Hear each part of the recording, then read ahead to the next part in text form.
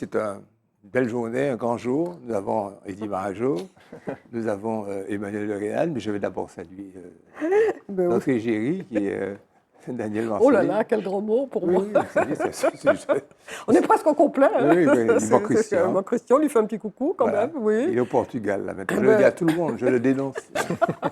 Ça va bien, Daniel? Oui, très bien, depuis la semaine dernière. Parfait. La semaine dernière, nous avions traité des réquisitions du procureur à la Cour de justice contre Dupond-Moretti. Et bien là, on a le résultat. On sait qu'il a été relaxé. Tu l'avais en quelque part annoncé. Oui, parce que bon. Sur le plan technique, le plan juridique. Non, mais non. Ma formation de juriste fait que oui. Donc voilà. La présomption d'innocence et puis le fait qu'en réalité, il n'avait pas été l'auteur principal de toutes les. Il n'y avait pas d'éléments intentionnels. De la malfaisance qu'on lui reprochait. Emmanuel? Bonjour Gérard, bonjour à vous tous. Ravi d'être avec vous encore une fois. Et puis en ce moment, on est en pleine COP28. Donc les pays du monde se mettent au chevet de la planète. Espérons qu'il va en sortir quelque chose de positif cette fois-ci. Que la montagne ne va pas accoucher seulement d'une souris. Absolument. Eddie? Ça me fait plaisir que Gérard soit revenu. Oui. Voilà. Tu vas nous dire comment tu vas. Je vais bien, mais ne parlons pas de mes souffrances, de mes douleurs et de mes affres. Ah bon, pour ça que tu t'es marié en vacances, en fait. L'Union européenne reconnaît... On va faire un petit jingle quand même encore à nouveau pour les actualités, après cette introduction. Ça met de la respiration.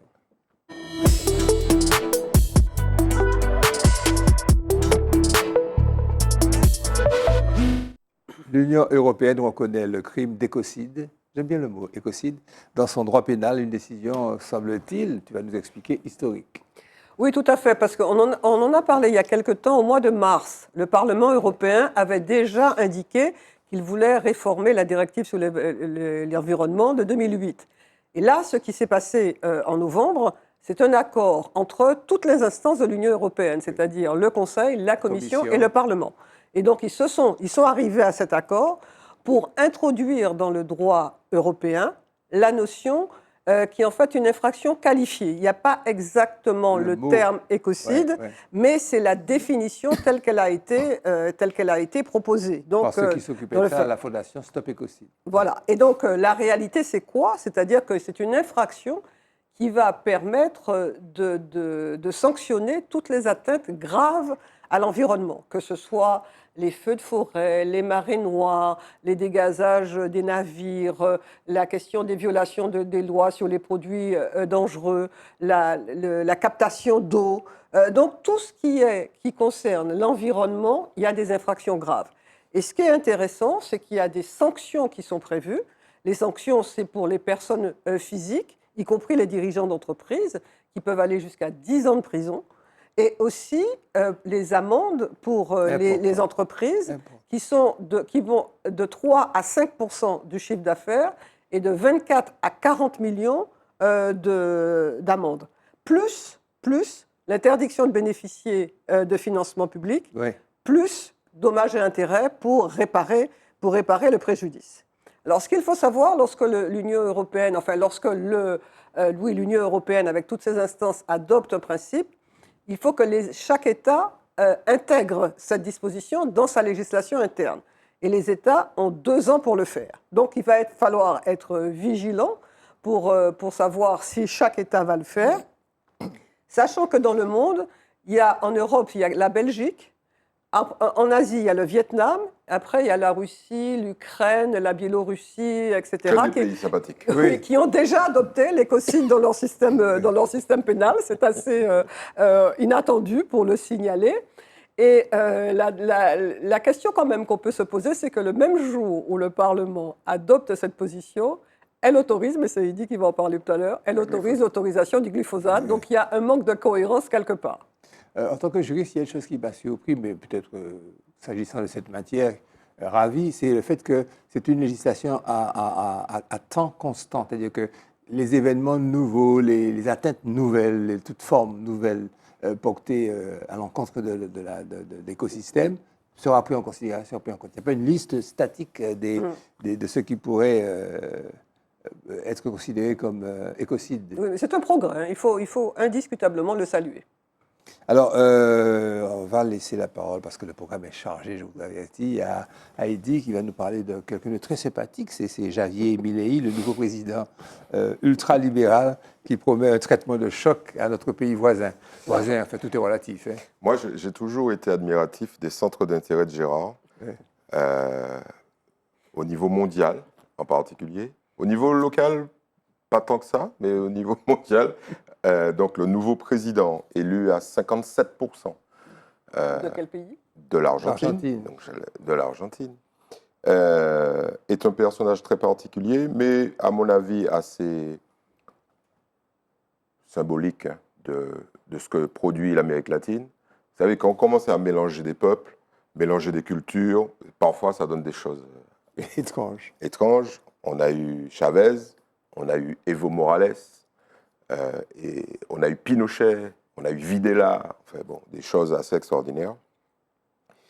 Eh bien, Milei, c'est un type qui est un peu le clone de Trump, c'est bien ça, Oui. et qui avance un certain nombre d'idées qui touchent à une philosophie ultra-libérale, on va dire ça comme ça pour rester gentil, mais plutôt fascisante en réalité. Et alors, on va parler du libéralisme peut-être tout à l'heure, mais Absolument. le lien entre fascisme et ultralibéralisme est souvent évident dans des pays où la formation culturelle et historique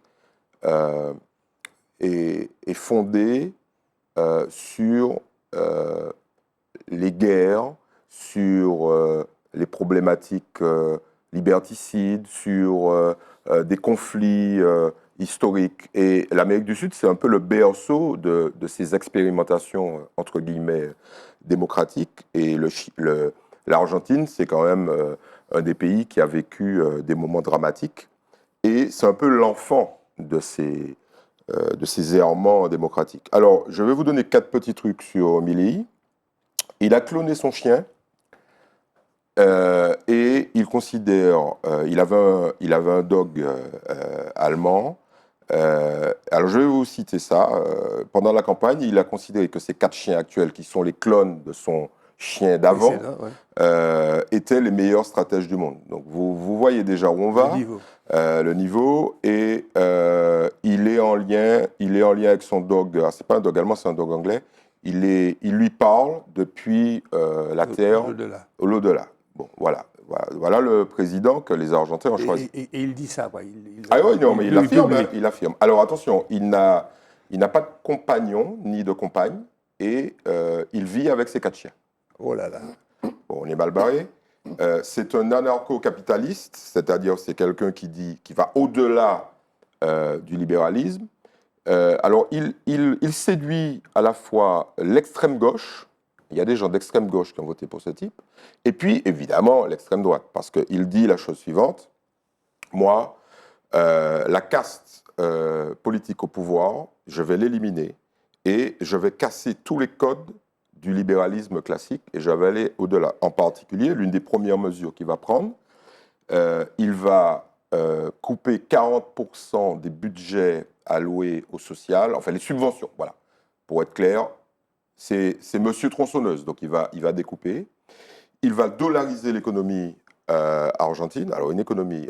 L'Argentine, ce n'est pas un petit pays d'Amérique du Sud, hein, c'est la 3e économie d'Amérique du Sud. C'est pour ça qu'il fallait en parler. Oui, et les conséquences sur un certain nombre de secteurs de l'économie mondiale vont être immédiates.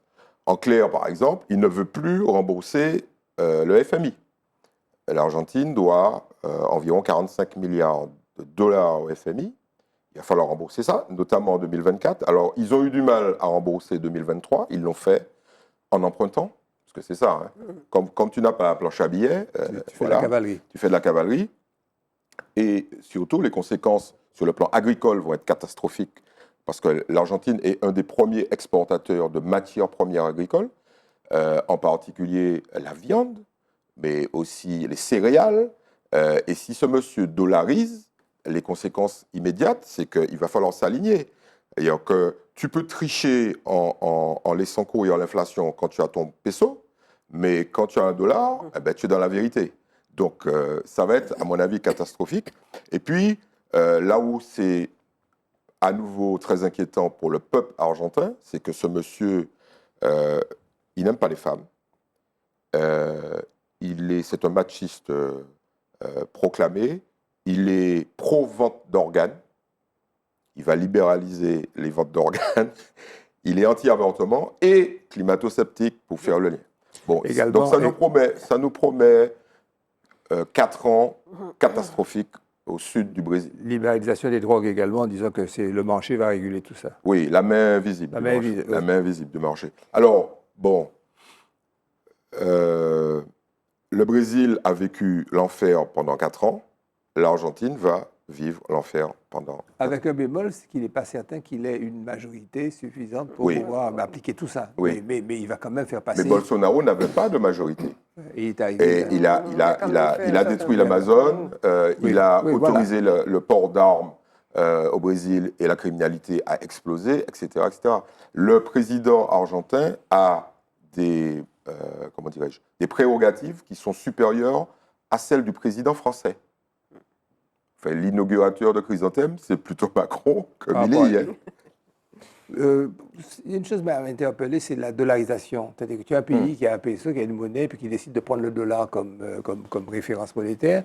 Ben, c'est le Panama, l'Équateur, le Salvador. Ça pourrait faire l'objet. Vous avez vu que c'est surtout sur le continent américain, voire sud-américain. Ah oui. Parce qu'en réalité, ils s'accrochent au dollar, ils pensent comme ça à ralentir l'inflation et puis avoir une croissance économique. Alors pour certains pays, ça a un peu fonctionné, ou alors ça a retardé l'échéance, ça a retardé la catastrophe. En tous les cas, pour le chef de l'État ghanéen, Nana Akufo-Addo, le continent africain tout entier mérite des excuses officielles de la part des nations européennes impliquées dans la traite des esclaves. Ce n'est pas seulement Malsa et ses épigones qui sont préoccupés par ces questions-là. Monsieur, personne toute désignée, c'est Emmanuel de Rhénal, Oui, alors of bon. course. Gérard me confie toujours des sujets les plus sensibles. Donc je le remercie. Donc je vais essayer d'être à la hauteur. Tu t'en sors à chaque fois, alors, pas pleurer la bouche pleine. Ouais. Bon, donc ça c'est un fait. C'est une demande qui est exprimée, une demande d'excuses pour l'ensemble du territoire africain. Alors, j'ai lu récemment, du coup, quand tu m'as confié ce sujet, un livre qui a été écrit par Kaku Ernest Tigori, qui s'appelle « L'Afrique à désintoxiquer » et qui donne une vision tout à fait intéressante que je vais vous livrer. Lui est ghanéen et lui se dit « Je fais partie du peuple des Akans », c'est-à-dire cet espace géographique et culturel qui englobe le Ghana, la Côte d'Ivoire, le Bénin. Et je fais partie des descendants des peuples Ashanti qui, pendant 1000 ans, ont fait la prospérité de cette zone de l'Afrique à partir de 2 ressources, l'or d'une part et le commerce d'esclaves d'autre part. Donc, et à partir de là, il dit il faut peut-être qu'on se pose des questions en tant qu'Africains pour vraiment régler nos propres problèmes d'abord en nous. Et au fond, ce qu'il dit, et je partage un peu son point de vue, l'Afrique a souffert du drame de l'esclavage du fait des peuples européens à travers la traite transatlantique qui a duré 2 siècles. L'Afrique a souffert du drame de l'esclavage du fait des peuples arabo-musulmans. Oui, du Moyen-Orient et du Proche-Orient à travers la traite arabo-musulmane qui a duré 7 siècles et qui, selon lui, s'est fait dans des conditions bien plus difficiles encore, c'est peu dire, que la traite transatlantique. Et puis l'Afrique a souffert de l'esclavage du fait des peuples africains eux-mêmes qui ont été finalement les premiers metteurs en esclavage et les premiers vendeurs d'esclaves. Et donc, à partir de là, se pose la question du traitement de ce drame qui dépasse largement le seul monde occidental, qui a bien évidemment sa part de responsabilité, mais qui ne peut pas être désigné comme étant le seul à rendre des comptes devant l'histoire. C'est quelque chose qui en réalité englobe, je pense, pour ma part, la planète entière, puisque tous les peuples du monde, à un moment donné de leur histoire, ont souffert de l'esclavage, ont pratiqué l'esclavage. Ça a été une espèce de marche folle de l'humanité qui s'est accidentée en commettant ces grandes turpitudes. Et moi, je me dis, pourquoi ne pas imaginer un pardon onusien, puisque c'est un sujet réellement planétaire, sur ce phénomène de l'esclavage. Voilà donc ce qu'on peut dire sur le sujet. Alors moi, j'ai pris un extrait d'Ernest Igori, que je vais vous lire simplement. Il dit « Je suis moi-même issu de l'espace culturel Akan, qui fut l'un des plus grands vendeurs d'esclaves aux marchands européens à partir de la fin du XVe siècle. Je peux vous dire que les esclaves étaient plus maltraités à Koumassi et à Abomey que dans les Caraïbes. Après avoir vendu les nôtres pendant tous ces siècles, nous devrions aujourd'hui faire notre repentir pour obtenir l'absolution spirituelle au lieu de nous répandre comme des irresponsables en accusations contre les autres. » Donc c'est un propos très dur, mais lui il dit, quand il écrit « L'Afrique a désintoxiqué », il dit « Il faut sortir de ce discours culpabilisant parce qu'on ne s'en sortira pas si on se maintient dans cette posture éternelle de victime. » Moi, ce qui m'interpelle, c'est que même dans ce texte qui a servi de référence, de base de réflexion, qu'il n'était pas nécessaire de commenter, à l'occasion de ce colloque qui a été fait par ce chef nigérien, c'est ça? Président, pas chef. C'est qu'il y a une confusion, il y a une volonté de mixer, de mélanger l'esclavage et le colonialisme. Comme si le colonialisme serait quelque chose de comparable et lié à. Et je me dis, mais nous sommes en Martinique dans une colonisation acceptée. Je dis bien que nous sommes dans une colonisation acceptée par la majorité du peuple. Est-ce que notre colonisation acceptée, consentie, à laquelle nous adhérons avec les transferts de fonds et tout, l'hôpital, la ménage, je prends une précaution, est-ce qu'on peut comparer, est-ce qu'on peut intégrer ça dans la notion atroce et horrible de l'esclavage? C'est une problématique que ce matin, en relisant les textes que je me posais. Je vous laisse répondre à ma réflexion un peu discordue. Ça me fait penser à la réflexion qu'Édouard Glissant avait eue lorsque on lui avait confié le soin de rendre un rapport pour la préfiguration du centre qui va donner la Fondation pour la mémoire de l'esclavage. Et Édouard Glissant disait que l'un des enseignements à tirer, c'était le devoir de connaissance. Pas le devoir de mémoire, mais le devoir de connaissance. Donc, plutôt que de culpabiliser, de regarder l'un plus que l'autre, moi, je pense que fondamentalement, nous devons être dans une démarche de connaissance. Savoir ce qu'a connu le continent africain, de savoir ce qu'a connu le continent européen par rapport à ce qu'il en a retiré, ce qu'il en est ressorti pour nous. Ce devoir de connaissance est fondamental plutôt que de se retrouver dans une posture de moralisation et autres. Jingle, pour la suite des opérations.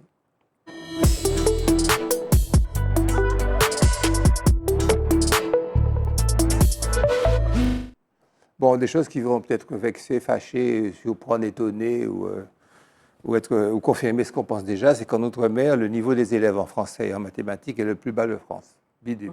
Daniel ? Oui, tout à fait. Alors, ce sont des tests qui sont pratiqués chaque année au mois de septembre, aux rentrées, et ça concerne les élèves de cours préparatoires de CE1, de CM1, de 6e, et cette année, on a ajouté les 4e. Et donc, en novembre, on a le résultat des tests. Et ces tests démontrent que, effectivement, les Outre-mer sont les derniers de la classe. Dans les Outre-mer, nous ne sommes pas les plus mal lotis. Les plus mal lotis, c'est Mayotte, vraiment en dernier point, la Guyane. Et donc, qu'est-ce qu'on constate? Qu'effectivement, par rapport à la moyenne nationale en France, qui est de 256,7, en Outre-mer, on est entre 245 pour la Martinique et 189 pour Mayotte. Et en ce qui concerne les mathématiques, la moyenne en France est 254, Paris 278, et l'Outre-mer, c'est Mayotte toujours dans le fond. Donc là, la problématique est réelle, enfin le constat est réel sur cette différence de niveau. Quelles sont les causes, va-t-on se demander? Et donc là aussi, il y a une espèce de consensus pour reconnaître que la pauvreté, c'est une première cause. Les particularismes culturels, disent le rapport, C'est vrai qu'on a une population, notamment à Mayotte et en Guyane, parce qu'il y a des personnes qui n'ont pas, qui ne parlent pas forcément français dès le départ. Il y a les questions de violence et les questions d'enclavement. Moi, j'ajouterais pour ma part les questions de transport. Ensuite, quelle solution? Alors, le ministre a envisagé de faire des classes par niveau. Et les syndicats sont vent debout contre cette solution en indiquant que ça va renforcer la ségrégation sociale. Et je crois qu'ils n'ont pas tort. Les syndicats aussi mettent l'accent sur le fait que peut-être qu'il faudrait mettre l'ensemble de l'outre-mer en zone prioritaire, d'éducation prioritaire, parce que le classement en zone d'éducation prioritaire ferait qu'on dédoublerait les classes pour avoir moins d'élèves par enseignant. Grosse problématique, gros problème, c'est qu'il n'y a pas assez d'enseignants dans les Outre-mer. Et que le problème, c'est qu'on n'est pas prêt. Les derniers rapports montrent qu'on n'est pas prêt. Ça s'aggrave, ça ne s'améliore pas, ça s'aggrave. Donc on a un problème fondamental. Enfin, me semble-t-il, je crois qu'il faut relier ce rapport à un rapport qui est sorti 15 jours après, ce qui est le rapport de l'UNICEF sur les droits des enfants en Outre-mer, et qui montre que la situation des enfants en matière de pauvreté est absolument différente. Et on a déjà eu l'occasion ici, en parlant d'illettrisme, en parlant de pauvreté, de montrer comment la moyenne était plus grave. Donc, c'est l'ensemble des politiques publiques qui est à revoir pour permettre en quelque sorte d'arriver à un rétablissement d'une situation qui soit plus convenable. D'autant plus que le naufrage de l'éducation ne trouve pas son origine dans le manque de moyens, puisque le budget global de la France s'élève à 64,2 milliards d'euros pour 12 millions d'écoliers et lycéens, on parlait tout à l'heure de ça pour la Martinique, et que les dépenses éducatives atteignent près de 110 milliards d'euros, largement au-dessus de la moyenne de l'OCDE. Alors, la problématique, les explications données, c'est que l'organisation de l'éducation est figée, dysfonctionnelle et marquée par un centralisme. Le mammouth de l'éducation dont on parle, c'est une explication, comme une autre.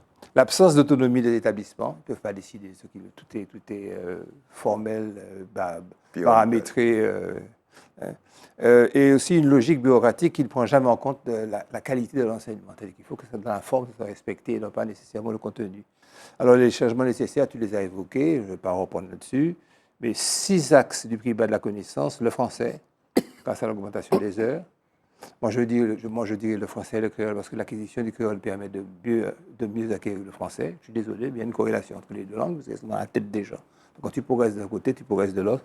Mais ça, c'est à moi, je ne suis pas spécialiste. Le réinvestissement dans le primaire, c'est là que tout se détermine. C'est là que les gamins ils arrivent ensuite sans savoir lire ni écrire en l'étage de dessus. Et puis, comme tu l'as dit, c'est l'exclusion sociale, l'exclusion scolaire. Voilà. C'est important, c'est très important. Je vous laisse dire 2 petits mots quand même. Oui, je voudrais juste préciser qu'il aurait été intéressant de faire le test comparatif entre les établissements publics et les établissements privés. Oui, ça nous aurait donné... mais c'est manifeste que les établissements privés oui, non, mais je crois que c'est pour mettre bien l'accent. Sont au top. Ouais.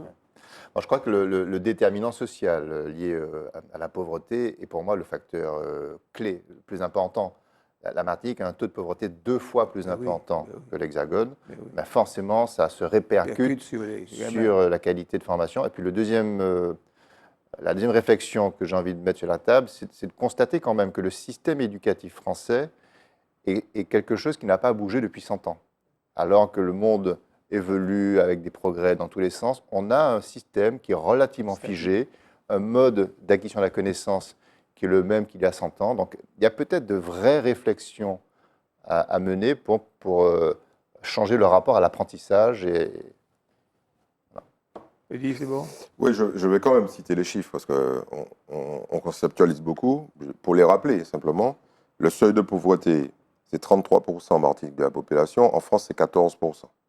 Les gens qui sont à la CMU, on ne dit plus la CMU, mais bon, allons employer la couverture médicale universelle, c'est 24% de la population ici, c'est 7% au niveau national. Le RSA, 22% de la population martiniquaise, 7% au niveau national. L'illettrisme, 15% ici, 6% national.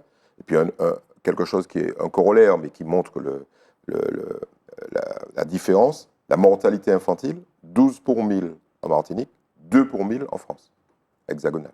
Donc voilà, c'est un peu ça l'idée. Mais moi, je pense que, comme pour d'autres sujets, il n'y a pas de volonté politique de l'État français de développer l'éducation et surtout le rattrapage dans les DOM. Et je pense que c'est fondamental d'avoir ça en tête. Autant entre 1950 et 1990, voire 2000, il y avait une volonté politique, en particulier entre 60 et 70, de Gaulle, en disant, bon, ça ne peut pas continuer comme ça, il faut y aller. Cette volonté politique, elle n'existe plus. L'héritage des DOM, vu par les gens qui ont le pouvoir aujourd'hui en France, est considéré comme un boulet. Mais quand on discute avec eux, et moi j'échange, ils ne comprennent pas ce qu'ils font avec les DOM. C'est quoi ce truc? Est-ce qu'on va devoir se taper ça pour les années à venir? Et il y a un type qui est plein de perversité en me disant, pourtant c'est un ami, il me dit, mais mettez-vous à notre place. Vous auriez des Blancs à 10 000 km, vous les auriez aidés à devenir plus forts ou égaux, vous seriez posé la question. Et tu vois, ce truc... C'est horrible. Le risque de mourir des plus fragiles double après une nuit sur un brancard, c'est pas plus optimiste. Hein. Après une nuit sur un brancard aux urgences. Emmanuel, pourquoi je traite de ces sujets-là? Parce que nous sommes tous appelés, de par nos âges, parce que la population martiniquaise, donne-moi les chiffres un petit peu aussi, démographiquement, le nombre de vieux par rapport au nombre de aujourd'hui, c'est 35% des Martiniquais qui ont 60 ans et plus. Donc, ils sont de façon récurrente dans l'hôpital. Tu vois 3 personnes qui passent dans la rue, il y en a un qui nécessairement sort de la médaille. Emmanuel, parle-nous des urgences. Oui, en réalité, c'est un peu le même sujet que pour l'éducation. Il y a pas mal de points communs quand j'ai traité ce sujet. D'abord, je me suis rapproché des acteurs du CHU, pour qu'ils m'aident à décrypter un petit peu le problème, parce que l'étude dont tu fais référence dit, en gros, 40% des personnes fragiles qui passent une nuit sur les brancards des urgences meurent. Donc un taux de mortalité effrayant. Et à partir de là, donc, quand on pose des problèmes comme ça, on doit s'interroger sur les facteurs de mortalité dans les urgences. Donc, ce que me disent les acteurs du CHU, en pointe sur ce dossier, c'est assez intéressant. En fait, il me dit il faut bien comprendre que les urgences, c'est vraiment le pivot de l'organisation sanitaire entre la médecine de ville et la médecine d'hôpital, entre les soins de routine et les interventions de pointe. Donc, c'est quelque chose de charnière. Et pour expliquer cette mortalité ou cette tension, parce qu'en réalité, les urgences chez nous, encore plus que dans l'Hexagone, sont en tension forte, eh bien, il faut aller chercher des explications concrètes. Alors, je les ai listées. La première explication, c'est la démographie médicale. Il faut savoir que la Martinique est le deuxième territoire de France après la Guyane sur le critère de la sous-densité médicale. Donc, on a moins de médecins par individu en Martinique que partout ailleurs en France. Et donc ça, forcément, ça a un impact sur le trafic des patients qui vont chercher leur solution dans les urgences, y compris pour des problèmes bénins, et donc viennent encombrer les services, et donc empêchent les services d'être performants, et donc ça a des répercussions en cascade sur la mortalité. Il faut savoir que sur le seul site de la Ménard, c'est en moyenne par jour 120 patients qui débarquent comme ça, sans tri réel sur le degré de pathologie. On peut aussi citer, tu l'évoquais, le vieillissement de la population. Le fait d'avoir une population plus âgée, elle est plus malade. Et puis surtout, la transition démographique ne s'est pas encore complètement opérée dans les services hospitaliers. Il faut bien adapter la machine à servir à cette population. Ça n'a pas encore été fait. Donc il y a des dysfonctionnements techniques du fait que l'outil n'est pas encore totalement adapté à cette population vieillissante. Et puis on parlait aussi de l'accumulation des déterminants sociaux. Le niveau de pauvreté en Martinique fait qu'en effet, ça a là aussi des répercussions sur le système de santé, parce que les gens qui ont des difficultés d'accès aux soins, eh bien, choisissent la solution gratuite, la solution pratique. Et donc, là encore, ça vient renforcer un flux mal maîtrisé dans les urgences. J'ai noté également des prévalences particulières sur le plan médical. Il faut savoir qu'en Martinique, il y a des pathologies bien plus importantes qu'en Europe. L'hypertension artérielle, le diabète, l'insuffisance rénale. Donc, il y a des réalités techniques qui font que les urgences, les hôpitaux sont sollicités. Bon, puis je vais passer, les autres sujets, mais tout ça pour dire qu'il y a quand même beaucoup de facteurs très objectifs qui expliquent les grandes difficultés, les grandes tensions du service des urgences. Je ne vois pas trop comment on peut le régler à court terme parce que le CHU est surendetté. On parle de 250 millions d'endettement.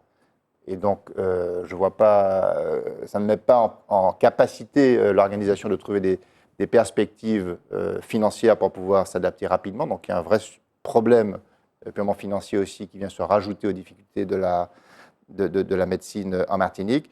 Et puis enfin, je pense qu'il faut aussi citer un autre effet, et là qui est assez unanime quand on interroge les acteurs du corps médical, c'est l'effet d'accélération de la dégradation de l'attractivité médicale depuis la séquence Covid. Il y a eu 2 années assez terribles où effectivement les services étaient sursollicités, mais surtout le climat anxiogène qu'ont vécu les praticiens médicaux ont créé des traumatismes qui provoquent aujourd'hui une fuite des cerveaux médicaux qui continuent de partir et ce qui accélère cette désertification médicale. Et l'hôpital lui-même a du mal à redevenir attractif pour refaire revenir des soignants. Et donc là, on a une vraie difficulté culturelle, me semble-t-il, qu'il faudra aussi prendre en compte pour réamorcer le sujet médical. Juste un chiffre. Au-delà des urgences, il faut rappeler que 70% des gens meurent à l'hôpital. Oui. On meurt pas. On ne meurt plus. On ne meurt pas chez soi. Oui. Voilà. Oui. Oui, c'est ce qu'on appelle la médicalisation de la mortalité. Et d'ailleurs, les urgences aussi sont encombrées pour ça parce qu'on va mourir à l'hôpital. La dernière grève en avril 2023 qui avait été engagée par FO Santé, le syndicat réclamait plus de moyens, ça va de soi, matériel, personnel. Il évoquait surtout la violence à l'égard du personnel dans un contexte aussi difficile, la violence à l'égard du personnel qui se fait récriminer, fustiger par les parents qui attendent et par les gens qui sont dans les couloirs. Il y a une infirmière pour 30 patients en moyenne. Tu te rends compte, tu as 30 personnes à suivre la nuit notamment. Et le directeur Jérôme Lebrière avait promis, avait reconnu que ça va pas. Il y a un gros travail à faire. Il avait expliqué que les entrées, les sorties, les retours à domicile, le transport, le brancardage, tout ça ne fonctionnait pas, ce qui fait que les gens restaient là embouteillés dans les couloirs, alors que souvent les soins étaient terminés. Ils pouvaient ne pas être hospitalisés, mais retourner chez eux. Également, la relation entre le SAMU et les urgences. Enfin, il a promis beaucoup de choses. Ma question, ça serait, si j'avais quelqu'un du syndicat, est-ce que, depuis avril, est-ce que réponse était apportée ? Je pense que certainement, réponse a été partiellement ou notablement apportée à ces problèmes, puisque sinon, ils auraient remis le sujet sur la table. L'Europe renouvelle pour 10 ans le glyphosate, on y revient, sans que la France ne s'y oppose. Et dit. Bon, on est très, très optimiste ce matin. Oui, mais on traite des vrais sujets. Ouais. On traite des vrais sujets, parce qu'après la chlordécone, le glyphosate est la prochaine question. Ouais. Alors, je vais vous citer le ministre de l'Agriculture, Marc Fesneau. L'interdiction totale du glyphosate, ce n'est pas possible. On a constaté qu'il n'y aurait pas d'alternative aujourd'hui. Le glyphosate, rappelons-le, c'est un herbicide. Tu mets une goutte, il n'y a plus d'herbe, t'as plus d'herbe dans ta pelouse. Tu n'as plus de pelouse, tu tues tout. Y compris des choses qui sont du vivant, et pas que les herbes. Hein. Les vers de terre, par exemple les vers de terre, bien évidemment, les limaces, les escargots, enfin bon, bref, parce que quand un escargot commence à bouffer ça, on est mal. Donc, pour le ministre français, c'est pas possible.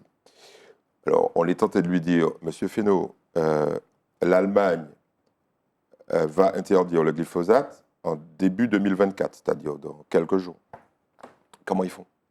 Eux interdisent, et en France, ce n'est pas possible. Et donc, on a un souci. Bon, derrière tout ça, il y a bien évidemment, nous sommes en régime capitaliste, il est clair qu'il y a des lobbies monstrueux qui sont à l'œuvre, et des gens comme Bayer, donc numéro 1 mondial de la chimie. Après Monsanto?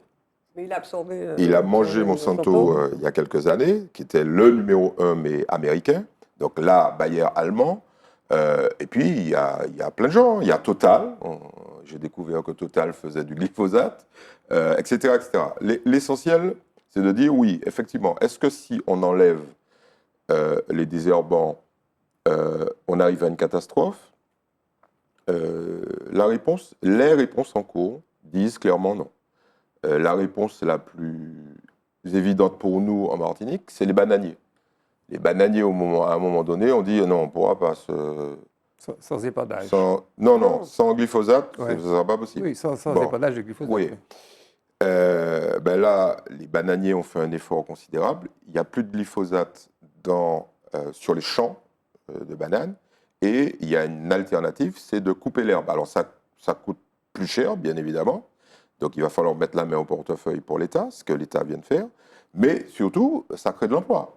Et donc, c'est bien des gens qui coupent l'herbe soit au tracteur, soit à la débroussailleuse. Donc, il y a des alternatives qui sont peut-être moins chimiques, mais en tout cas qui existent et qui sont favorables à la nature. Qu'il faudrait rapporter aussi aux dépenses liées à la sécurité sociale, à la santé. Bien sûr. Ils oublient de le faire. Ouais. En tout cas, Fesneau oublie de le faire.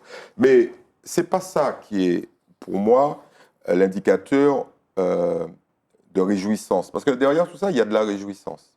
C'est-à-dire que les lobbies pro-glyphosate vont toucher le mur de la réalité. Et le mur de la réalité, c'est celui de l'argent. Les investisseurs vont dire « Stop, attendez les mecs, on met de l'argent dans des entreprises qui dépensent notre argent à essayer de gagner des procès qui sont de plus en plus nombreux. C'est des dizaines de milliers de procès. Bayer, là, à venir, ils ont gagné environ 100 000 procès, mais il y en a encore 47 000 qui arrivent. Le cours de l'action Bayer a été divisé par 2. Ils ont provisionné des dizaines de milliards de dollars parce que certaines personnes ont gagné. Oui. Il y a un individu en Californie qui a gagné 7 millions de dollars tout de suite et 300 millions à venir de compensation. Donc si on multiplie ça par 47 000, il n'y aura plus Bayer. Donc en fait, la fin du glyphosate, ça ne va pas être une fin politique, ça va être une fin financière. Ça veut dire que tout cet argent utilisé à payer des procédures et à payer des compensations pour la détérioration de la santé des gens pourrait être investi dans la recherche. Et trouver des alternatives. Donc, on a une bonne nouvelle. Plus ils vont autoriser le glyphosate, moins il y aura de glyphosate. Le glyphosate court à sa perte. Exact. Moi, j'aimerais que vous discutiez, vous n'avez que 5 minutes, malheureusement, c'est vraiment dommage, sur un sujet qui est à contre-temps. Purement philosophique. Qui est à contre-temps, c'est le libéralisme politique et économique, et en économie. Alors, pour ce sujet, Eddy va évoquer le père de libéralisme qui est Adam Smith, en quelques phrases, en quelques mots, et puis Emmanuel va nous... C'est un bel exercice, hein, et Emmanuel va nous... c'est comme les thésards qui passent devant un jury, et en 4 minutes, ils explosent leur tête. Et Emmanuel va nous dire si ça s'applique à la France. Vous avez vu, j'ai fait le son, hein, le pitch. Allez-y, vas-y, à toi. Bon, je conseille très rapidement à tous ceux qui ne vont rien comprendre à ce que je vais dire d'ouvrir leur dictionnaire. Et puis, je vais essayer de synthétiser en 30 secondes. Alors, on va citer... Bon, Adam Smith, grosso modo, c'est un philosophe d'abord. C'est un économiste, mais c'est d'abord un philosophe. Et une petite citation, on va extraire ça des richesses des nations. Son livre majeur. En dirigeant cette industrie de manière à ce que son produit ait le plus de valeur possible, donc il se met à la place on va dire, du capitaliste, Oui, du chef d'entreprise. De l'entrepreneur. Voilà, il n'aspire qu'à son propre gain. Alors, il y a des types qui vont bondir. Et en cela, comme dans beaucoup d'autres cas, il est conduit par une main invisible. Ouais. Donc, en fait, là, Adam Smith dit, les mecs qui veulent réguler l'économie, sortez de là. Les gouvernements, allez vous coucher. Laissez faire. Le marché est capable de gérer tout ça tout seul. La main invisible. En face de moi, il y a quelqu'un qui n'y croit pas du tout. Il est conduit par une main invisible à promouvoir une fin qui n'entrait pas dans ses intentions. En fait, le type, au début, il fait son petit business. Il n'a pas vocation... Égoïstement. Voilà, il n'a pas vocation à faire en sorte que l'État s'enrichisse, que les gens aient du travail, mais le système le prend en main et le conduit. Il participe à la richesse des nations. Voilà, et il fait en sorte, par son action petitement individuelle, à contribuer à la richesse des pays. Fantastique. Très bien, très bien, très bien. Ça te va? Ça me va très bien. Il y a plein de choses, mais c'est inutile. Est-ce que la France est sous ce régime libéral? Est-ce que la France est un pays libéral? C'est une question à laquelle il est difficile de répondre parce que la France est un pays paradoxal. Hors antenne tout à l'heure, je disais que certains disent que la France est un pays communiste qui a réussi. Et peut-être d'ailleurs le seul pays communiste au monde qui a réussi. C'est très oxymorien. Oui, parce qu'en effet, quand on regarde il y a plein de critères pour apprécier le système français, mais quand on regarde le poids de la contribution au coût public. Le social, oui, la protection, les exactement. dotations, les aides. Le poids est très important en France, et notamment la France est le pays qui redistribue le mieux la richesse produite. On est champion du monde, il faut le dire quand même. Hein. C'est comme au casino. Oui. Les machines à sous, 85% des sommes investies sont redistribuées aux joueurs. Voilà. Fantastique. C'est ça. Donc, de ce point de vue-là, on est dans un système qu'on pourrait qualifier de non libéral, puisque c'est la décision de l'État qui dit vous produisez de la richesse et en tant qu'État, je dispose de cette richesse pour la remettre dans des mains qui en ont le plus besoin. Mais pour autant, une fois qu'on a dit ça, c'est pas si simple que ça, parce que quand on regarde le critère de ce qu'est un libéral, les libéraux croient en la liberté. Je pense que c'est une valeur qui est profondément attachée au système français, la liberté, malgré tout. Les libéraux croient aux droits de l'homme. S'il y a un pays dans le monde qui est attaché aux droits de l'homme, c'est bien la France. Les libéraux croient au pluralisme. Nous avons la chance, malgré tout, de débattre avec des variétés d'opinions politiques, etc. Les libéraux croient à la sécurité, à l'état de droit et à la démocratie. Donc, voilà un peu les critères qui définissent l'esprit libéral. Et de ce point de vue-là, la France est un pays libéral. Voilà, donc je vais vous faire une réponse de Normand. La France est un pays libéral dans ses valeurs, mais elle a poussé très loin la contribution de l'État pour réguler les travers du libéralisme. Et pour asséner le dernier coup, je vais évoquer l'image de la liberté du libéralisme qui est évoquée quand on veut parler du libéralisme français. C'est la liberté du renard dans le poulailler. D'accord. Passons à la culture avec des choses peut-être un peu plus légères, j'espère.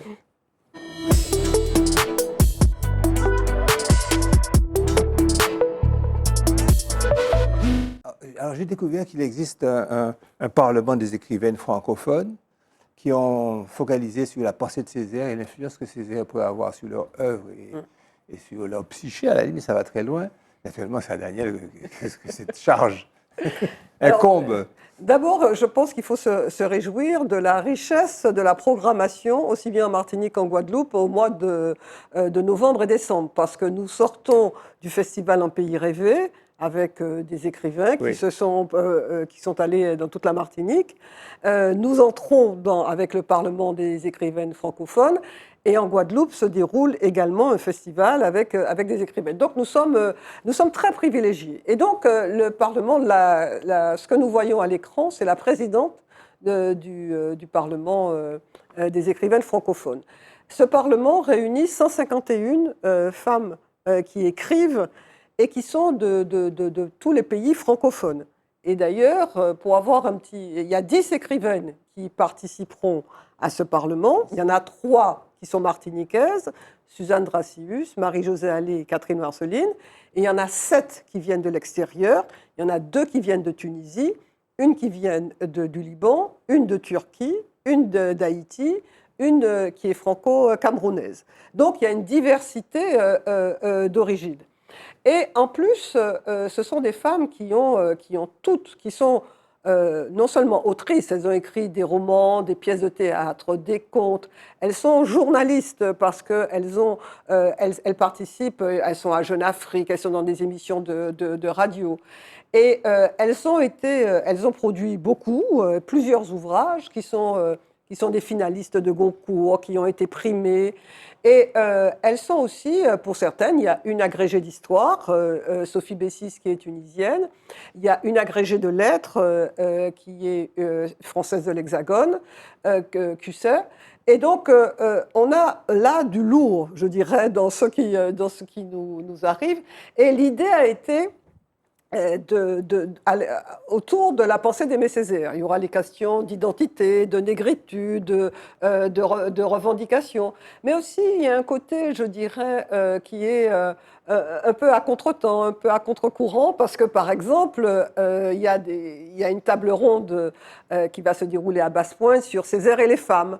Et puis la soirée de clôture qui va se dérouler à l'Agora de la CTM, c'est les femmes qui lisent sont-elles dangereuses sous forme de procès. Je pense que oui. Oui, sous forme de procès.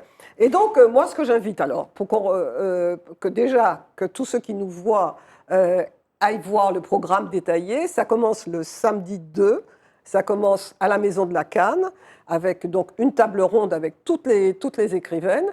Ensuite, ça sera une table ronde à l'université le mardi 2. Ensuite, une table ronde à Basse-Pointe le mercredi. Le jeudi, ça sera à l'hôtel de la CTM à l'avenue des Caraïbes et à la bibliothèque Schellcher. Et vendredi, une clôture. Donc, et il faut signaler aussi que ces écrivaines vont aller dans les collèges Paulette Nardal, Jeanne Dardal et également à Basse-Pointe. Donc, c'est une occasion. Et ces écrivaines vont rencontrer l'association des autrices martiniquaises. Donc c'est vraiment un échange et c'est l'occasion de lire, parce que leurs livres seront disponibles. On a une occasion de booster un peu nos échanges intellectuels. Ça produit de l'énergie, c'est des échanges. Moi j'ai eu la chance d'en rencontrer déjà 3. Dont Sophie Bessis, qui, je dois dire, m'a scotché, c'est elle qui est agrégée d'histoire, parce qu'il y a une connaissance en plus de la pensée d'Aimé Césaire et de la littérature d'Aimé Césaire, plus que nous, je dirais, plus que nous. Et il y a un échange, c'est puissant, ce qu'on peut en tirer pour nous-mêmes. Donc c'est très rafraîchissant, et j'invite tout le monde à suivre avec attention le parcours et les tables rondes notamment. Alors, comment on dit ça? Écoutez, poutonne, tonne pour écouter, c'est ça. Musique.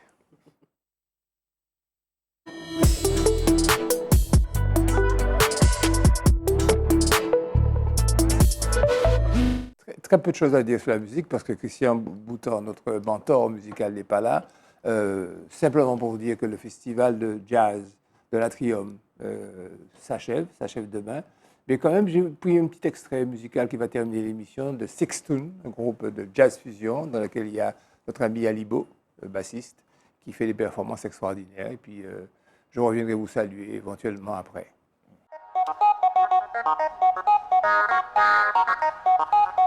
Ta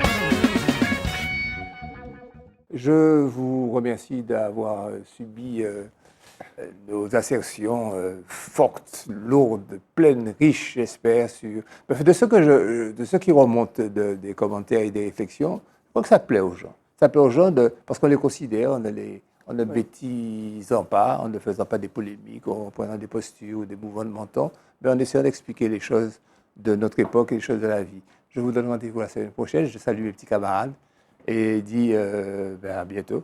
Oui, ne t'inquiète pas. Pas dans une autre vie, etc. Et puis nous attendons le retour de Christian Boutan. Voilà. À très bientôt. Au revoir.